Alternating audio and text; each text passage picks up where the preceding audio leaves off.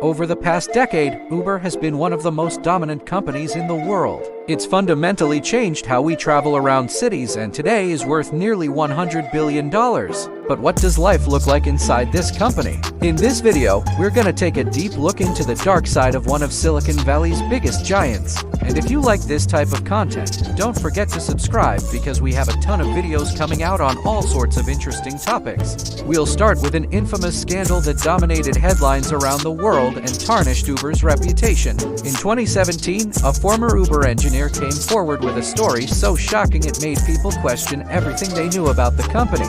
Susan Fowler detailed a series of unwanted sexual advances from her manager that ultimately led to her resignation after just 6 months at the company. What's even more troubling is that when she reported these incidents to Human Resources, she was told that her manager had a good reputation and was well liked by everyone else on the team, so they didn't believe her. She also claimed that there were other instances where HR ignored or mishandled claims of sexism and discrimination.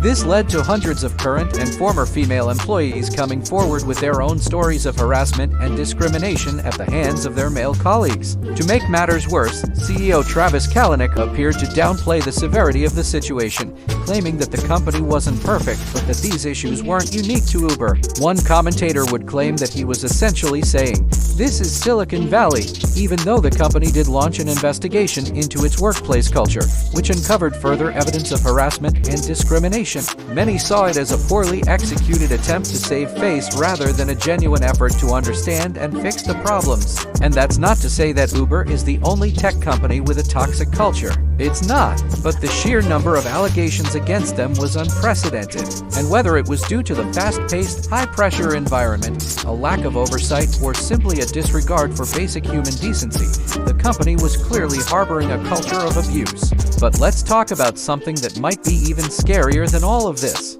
How could such a problem go unchecked for so long? What exactly makes Uber culture so toxic?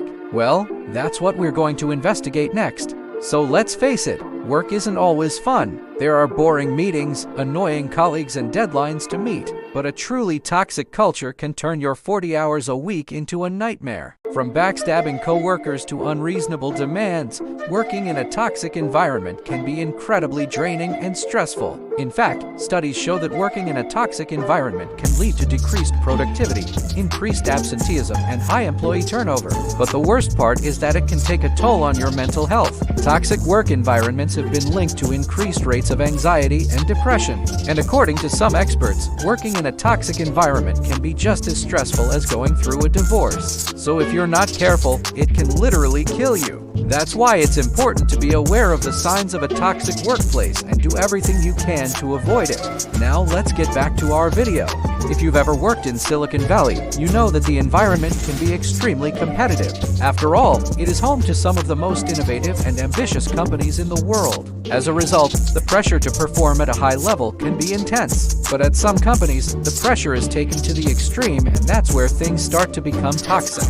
At Uber, employees were encouraged to work around the clock, and those who didn't buy into the hustle culture were often looked down upon. In fact, one former employee even claimed that the company expected employees to have a zero-life outside of work mentality. This was especially true for those in management positions who were often under intense pressure to meet aggressive targets. Of course, demanding high performance isn't necessarily a bad thing. After all, most successful companies have high expectations for their employees. But the key is striking a balance between pushing employees to be their best and creating a sustainable work environment. Uber clearly didn't find that balance, and the results were disastrous. In addition to the intense pressure to perform, employees were also subjected to a fair amount of humiliation. In a now infamous internal memo, CEO Travis Kalanick outlined his expectations for the company and its employees. And let's just say he wasn't afraid to get real. He used colorful language and made no bones about the fact that he wanted his employees to be scrappy and fight tooth and nail to achieve his vision.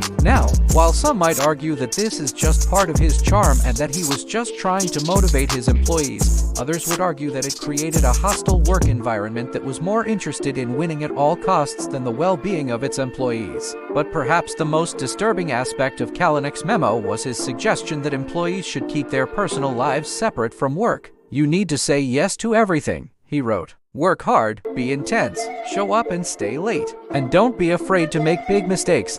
While this might seem like harmless advice, it actually sends a dangerous message. It tells employees that their personal lives are less important than their work and that they should feel guilty if they have to leave early to pick up their kids or miss a family dinner to attend a work event. In fact, it creates a culture where employees are expected to sacrifice everything for their jobs. And while Uber may have achieved some success under this model, it's not sustainable in the long term. Employees will eventually burn out and the company will lose its top talent to competitors. But that's not all. A toxic work environment can also be bad for business. When employees are constantly fighting each other or being belittled by management, it creates a negative and unproductive atmosphere. In fact, studies have shown that workplace conflict can lead to decreased productivity, increased absenteeism, and high employee. And when employees are constantly looking over their shoulder or trying to climb the corporate ladder by any means necessary, it stifles creativity and innovation. After all, employees are less likely to speak up with new ideas or take risks when they're afraid of being humiliated or punished for failure.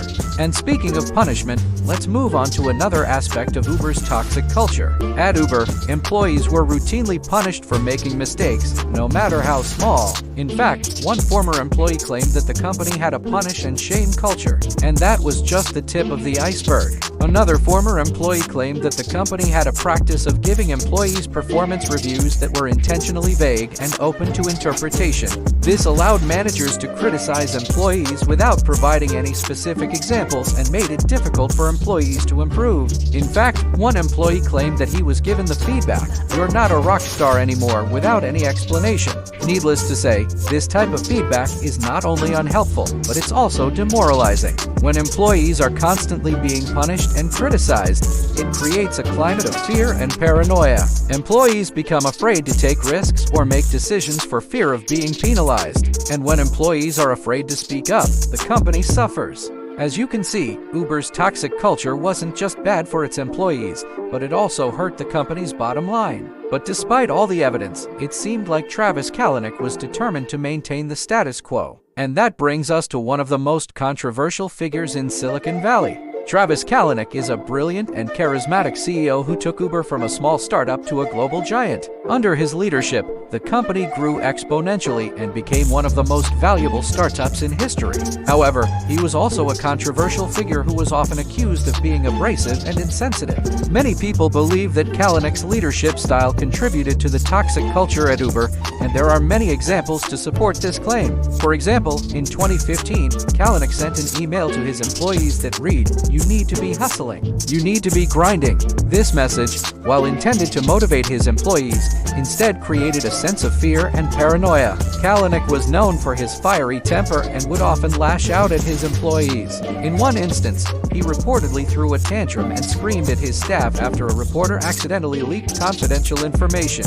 Additionally, Kalanick was involved in multiple legal disputes with other companies and regulators, which created a tense and stressful environment at Uber. As the company grew, it seemed that Kalanick became increasingly disconnected from his employees. He was often too busy to meet with his staff and instead relied on his managers to relay messages. This created a sense of isolation and resentment among the employees, who felt that Kalanick was out of touch with the day-to-day operations of the company. Despite the growing toxicity, Kalanick was reluctant to make changes. In fact, he often dismissed concerns about the company's culture as trivial or exaggerated. It wasn't until massive public backlash and pressure from investors that Kalanick finally stepped down as CEO in 2017.